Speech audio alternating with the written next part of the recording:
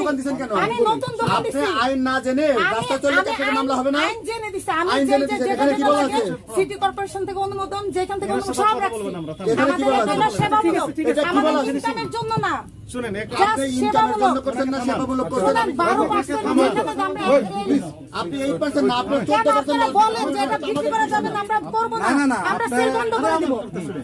Madam আপনি একটু আমাকে না, আমাদেরকে শুনেন, আমাদের এভাবে বেজ্জতি করলে আমাদের এটা ব্যবসা প্রতিষ্ঠান বেজ্জতি করতে পারেন না। আপনি আমাদের আগে আপনি ই করবেন যে এগুলো সেল করা যাবে না, আমাদের আরে ইনফরমেশন তো দেওয়াই হয়েছে। পত্রিকায় দিছি, আপনি পত্রিকা আমাকে দিছেন। আপনাকে পত্রিকা করে না দেবো, পত্রিকা করে না দেবো।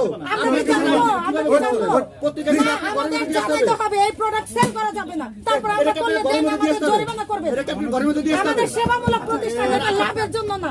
সেবা ঠিক আছে? এটা লাভের জন্য না। এটা কেন লাভের জন্য?